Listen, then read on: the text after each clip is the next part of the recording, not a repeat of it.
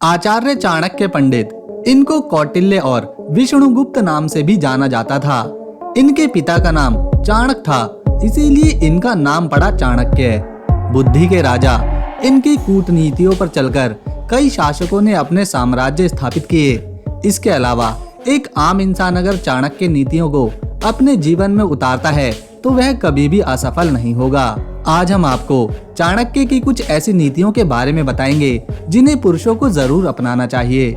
लेकिन वीडियो शुरू करने से पहले इसे एक लाइक और चैनल को सब्सक्राइब जरूर कर लें।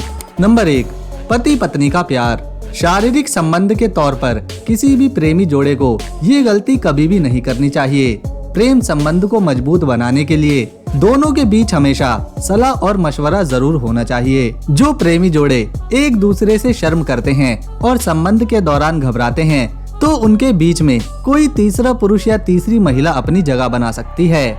इसीलिए अपने पार्टनर से शर्म बिल्कुल भी ना करें।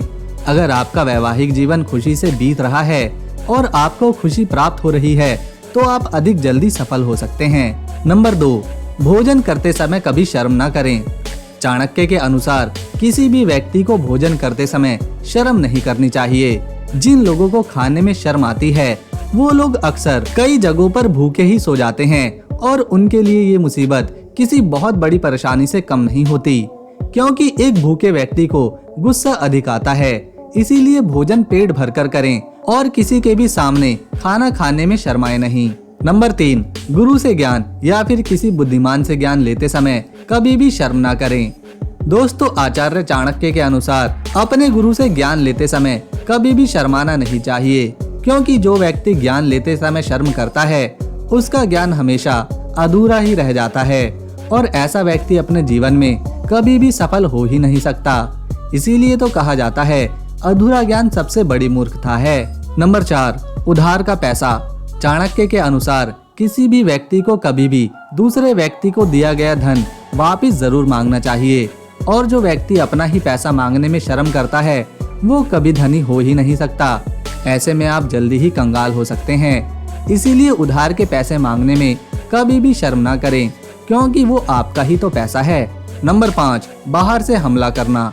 दोस्तों, आचार्य चाणक्य के अनुसार अगर आपका दुश्मन आपसे अधिक ताकतवर है तो आप कभी भी उसके इलाके साम्राज्य के बीचों बीच जाकर हमला ना करें।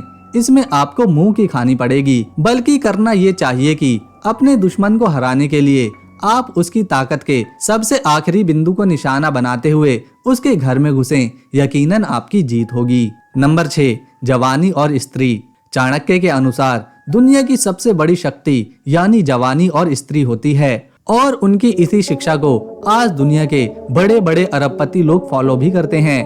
आप देखते ही होंगे अधिकांश ऑफिस, मॉल, हॉस्पिटल, इंस्टीट्यूट और अनेक तरह के कंपनीज में रिसेप्शनिस्ट लड़कियां ही होती हैं। इसके अलावा भी हवाई जहाज में भी केवल सुंदर और आकर्षक दिखने वाली लड़कियों को ही एयर होस्टेस की नौकरी दी जाती है। ऐसा करने के पीछे का कारण है कि अधिकांश लोग आकर्षित हो सकें और ये बात चाणक्य सदियों पहले ही सीख चुके थे, जिसे दुनिया की आज सारी कंपनीज अपना भी रही हैं। नंबर 7, विद्या ही निर्धन का धन है। चाणक्य के अनुसार विद्या ही एक ऐसी चीज है जिसे आपसे कभी कोई नहीं छीन सकता।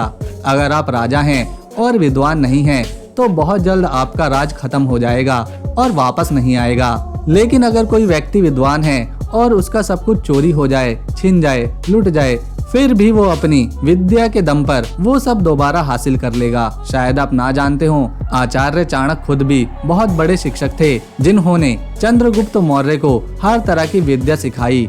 इसीलिए आचार्य चाणक्य कहते थे, धर्म और जाति के हिसाब से शासक को कभी नहीं चुनना चाहिए, बल्कि शासक को काबिलियत के हिसाब से चुना जाना चाहिए।